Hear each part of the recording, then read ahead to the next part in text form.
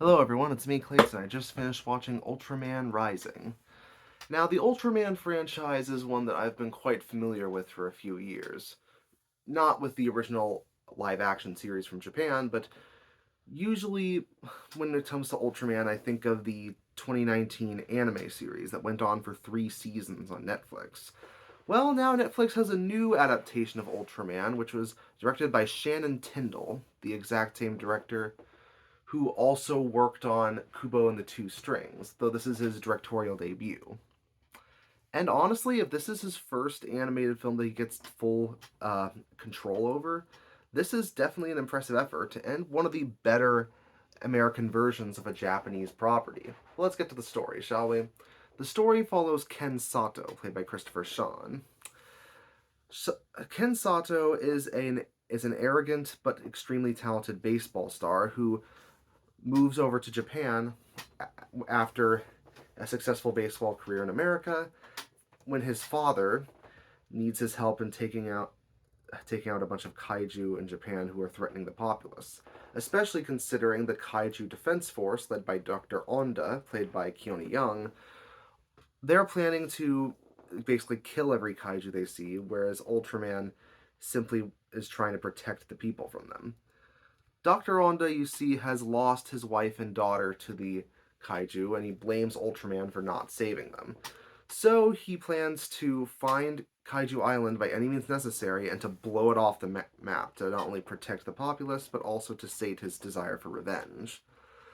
But when Ultraman happens to find a little kaiju baby after one of his longtime nemesis, Gigantron, is seemingly killed off, Ultraman has to balance raising this little kaiju baby while also trying to balance his work as Ultraman and his baseball career too.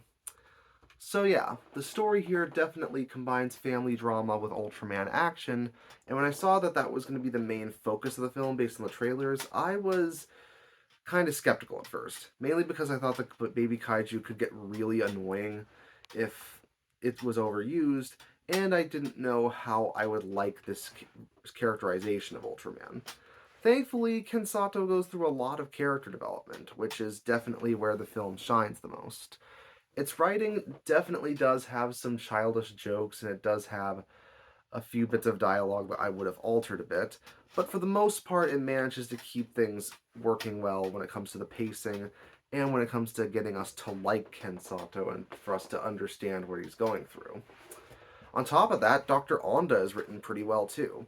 He's obviously the villain, and we don't want to see him to win, of course, but we understand where he's coming from, and he even bucks a few villain trends by being civil to the rest of the Kaiju Defense Force and even allowing them to leave the facility when everything goes wrong at the end.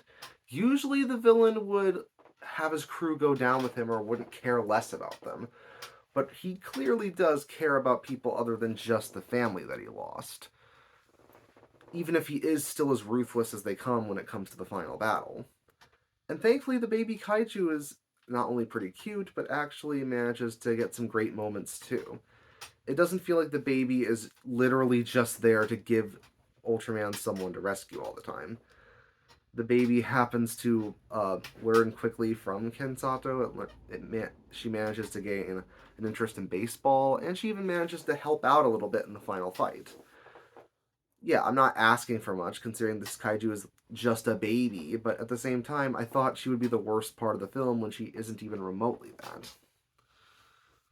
And thankfully, the animation happens to stick with the standards that I'd expect for this kind of franchise.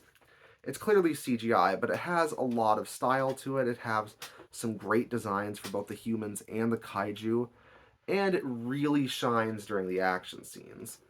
I wouldn't call it Spider-Verse levels of animation quality, but it definitely manages to hit higher than you'd expect for a film that's exclusively for Netflix.